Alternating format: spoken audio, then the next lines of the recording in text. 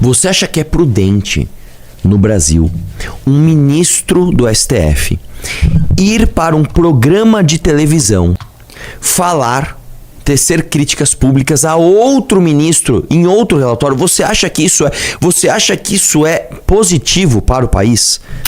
Aí começamos de Gilmarzinho? Sim. Vamos lá? Renata Lopretti, vai. Ministro, eu acho que a gente pode procurar os endereços do caso Master, onde quer que a gente queira, e o papel da imprensa é procurar em todos os lugares possíveis. Mas me parece que caiu no colo do noticiário, do público, a participação, o envolvimento de ministros do Supremo com Daniel Vorcaro. Então não é assim que saiu uma ideia da nossa cabeça. Renata, no passado a gente dizia que nós tínhamos 150 ou 180 milhões de técnicos de futebol.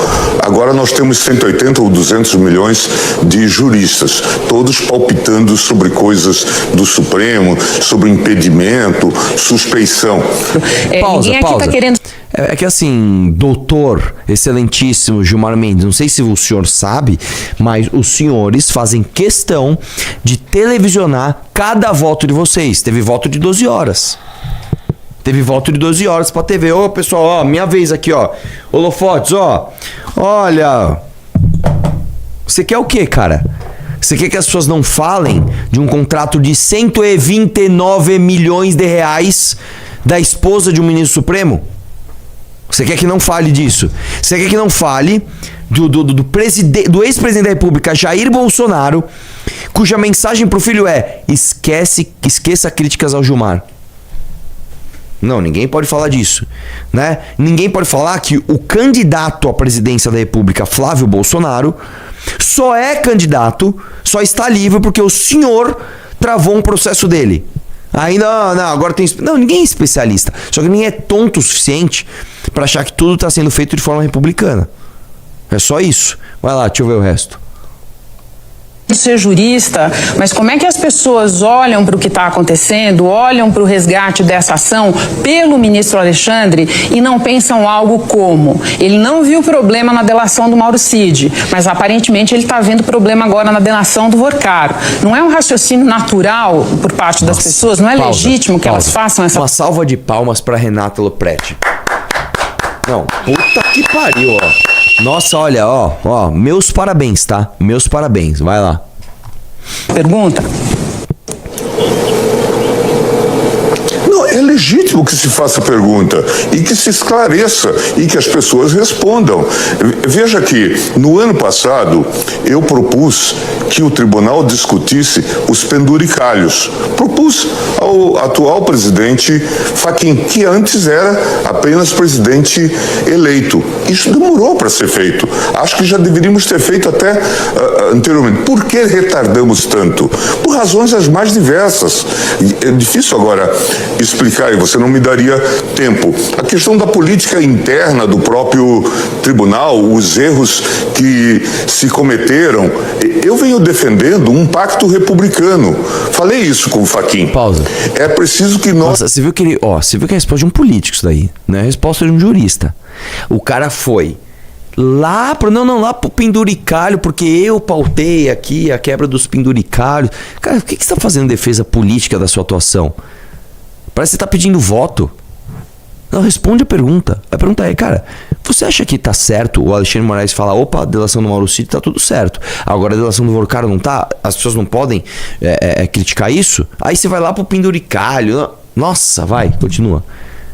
Nós nos unamos para fazer um debate sobre várias questões. A questão do orçamento, a questão das CPIs, a melhoria de uma série de elementos da legislação, da nossa relação com o próprio poder legislativo e executivo. O modelo está muito disfuncional.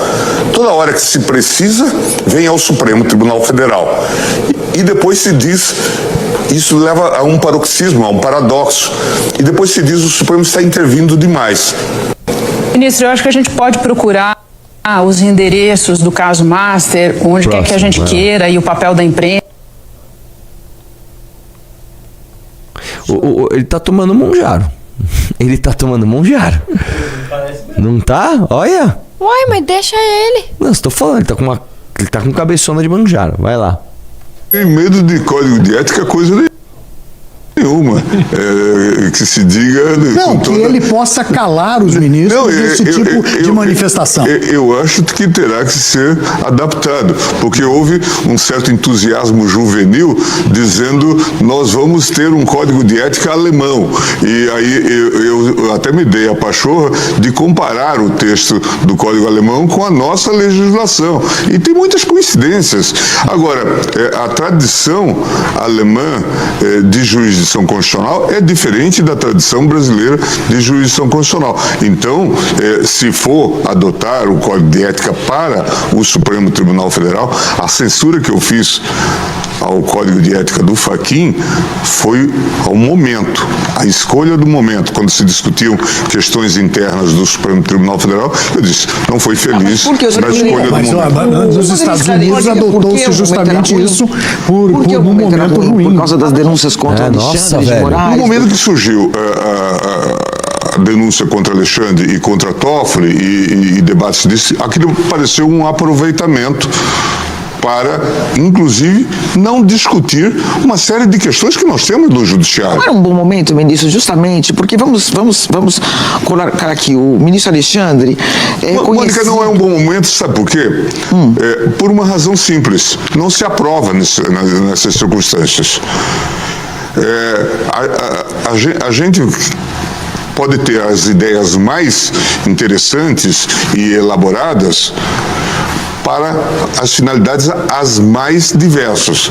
Agora, se eu quero aprovar, eu preciso de unir o colegiado. Por que não discutir? Só porque eles estavam sendo... Não era justamente aquele o momento de se aprofundar essa discussão? Quando você tem um ministro que tem muitos méritos reconhecidos por uma parte do Brasil, pelo menos, não tinha nenhuma mas que tem uma mulher que fez um contrato... Mas não havia nenhuma proposta a propósito disto. Na verdade, era um tipo de cobertura de fumaça. Pausa. Mas, obviamente que isso... Vê que o Gilmar Mendes, ele tá num corner ali, porque primeiro ele fala que não é o momento de se aprovar aquilo, porque não seria aprovado. Eu falo, mas não é justamente o momento de você discutir e aprovar? Não. Aí ele critica o conteúdo. Não, porque o Código de Ética não tratava daquilo, mas tratava. Né? Ele interrompe a jornalista, não deixa nem ela terminar a pergunta, faz um main interrupting, né? E ainda por cima muda o mérito do que ele tá falando. Vai lá.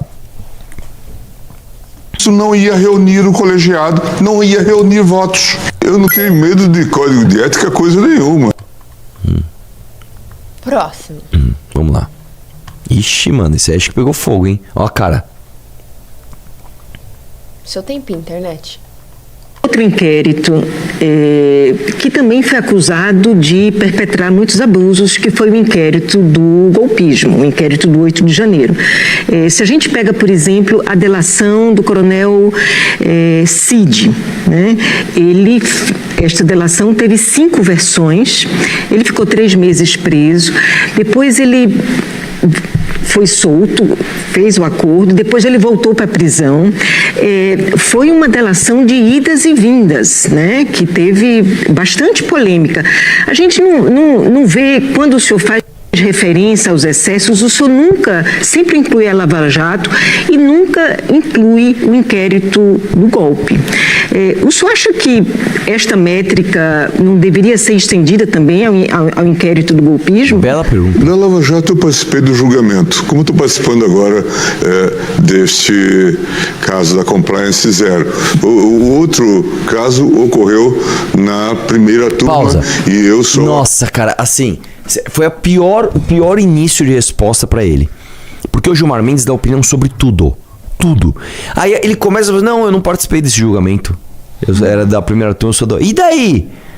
Você é da instituição STF. E a pergunta é sobre o duplo padrão pra você julgar o golpe, pra você julgar o outro golpe, que é do Vorcaro, com eventualmente envolvimento de ministro supremo.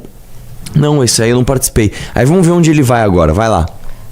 Acompanhei pelas suas críticas ou suas análises pelos jornais. Então, a rigor, e vi e louvo as reclamações que foram colocadas sobre essa temática, num tema que, como você sabe, divide muito o país, porque aqui havia muitas divisões. E eu conheço um pouco da história e do processo. Não tenho a visão de que aqui tenha havido abusos na investigação. Ministro, trazer um outro inquérito que também foi acusado de perpetrar muitos abusos, que foi o inquérito do golpismo, o inquérito do 8 de... Cara, que absurdo, cara. Que absurdo, né, cara? Como é que pode, né? Eu vou falar uma coisa pra você. O Gilmar Mendes, ele é um dos ministros mais inteligentes do Supremo, tá? Ele realmente é um gênio. Todo mundo do mundo acadêmico sabe que o Gilmar Mendes é incrível. Eu acho que ele tá ficando mais velho. Eu acho que ele tá perdendo as habilidades, cara.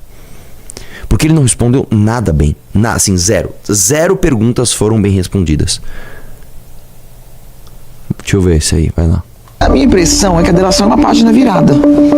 Que uma delação que atemoriza tantas pessoas poderosas, ministro Supremo, grandes lideranças do Congresso, o Executivo, não vai sair. O senhor, com a experiência de poder que o senhor tem em Brasília, o senhor acha que tem alguma chance dessa delação sair?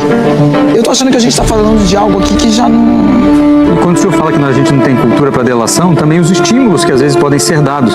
De se entrega um pouco da delação, mas apostando que uma mudança no futuro possa gerar isso também. Eu só queria antes que o senhor respondesse. O senhor acha que essa delação sai? No atual momento parece que você tem razão, mas as coisas podem mudar. Eu não vou assumir nenhuma posição em relação a isso. Mas a minha impressão é que a Não, só uma coisa. Volta lá. O letter é assim: Gilmar admite no da Viva que delação de Volcara pode ser abafada por meio de poderosos. Ele não falou nada disso. Não mesmo. Ele não falou nada disso. Você vê como o Brasil é um país merda? Você vê, o ministro tá fazendo só cagada, só tá falando merda. É um monte de escândalo de corrupção ali que é tudo um monte de merda. Aí você vai noticiar um fato importante. Aí você mente. Você vê como a gente dá poder pra esses caras? Porque o ministro poderia, inclusive, censurar essa publicação, falando ele está falando algo que eu não falei. E ele não falou. Ele não falou. Você entende como é difícil, cara? No Brasil tudo é sempre dicotômico. Aí eu vou falar contra a publicação. Então você está a favor do Gilmar Mendes. Não estou, cara. Só que não é assim que se combate o Gilmar Mendes. Cara, a história da nossa vida dos últimos, 8 anos é isso. Falando, cara, o que o Bolsonaro fez tá errado. Então você é a favor do PT. Não! Só que não é assim que se combate o Bolsonaro. Tudo bem. Então, o Bolsonaro tá fazendo golpe de Estado. Então você é a favor do que o Alexandre de Moraes tá fazendo. Não! Só que não é assim que se combate o Alexandre de Moraes. Cara, é muito difícil, bicho. É muito difícil. É tudo muito errado. Você não sabe nem por onde começar a consertar as coisas. Não dá uma raiva do caralho, velho? Tá. Ele não falou aquilo, cara. Ele não falou aquilo. Vai lá, deixa eu ver o que mais. Constante perseguição pelo clickbait. Eu acho que é uma tarefa difícil. É um trabalho difícil. E por isso é importante que se paute por uma métrica. É importante que não se repitam os erros do passado. Na conversa que nós tivemos, por exemplo, André Mendonça disse que tinha recebido um advogado fazendo proposta de delação seletiva. E aqui já há uma impropriedade. Porque a lei não permite que o relator participe ou o juiz participe da delação. Pausa o aqui. acordo é entre ministérios. Outra coisa, gente, vamos lá. Olha o que está acontecendo. Você acha que é prudente no Brasil um ministro do STF ir para um programa de televisão tecer críticas públicas a outro ministro em outro relatório? Você acha que isso é positivo para o país? Um ministro da Suprema Corte apontar erro crasso de outro ministro em outra... Cara, que loucura, bicho. Que loucura, cara. É muito ridículo isso, cara. É muito ridículo isso. A gente não pode ter uma Suprema Corte que se comporte assim. Um ministro vai num programa de televisão apontar o erro do outro. E o mesmo ministro, quando lhe perguntado sobre o Alexandre de Moraes, não, eu não sou dessa turma, eu não vou julgar. Caramba, velho. É um show de horror. É um show de como não se comportar. É um show de erros de postura. É um show de tudo. De hipocrisia. Olha como ele tá errando ali. E o outro? O outro eu não vou opinar porque eu não participo. Mas você também não participa desse? Nossa senhora, cara. Você busca um Brasil protagonista também? Comenta aqui embaixo, deixe seu like e compartilhe nossas ideias por um Brasil protagonista.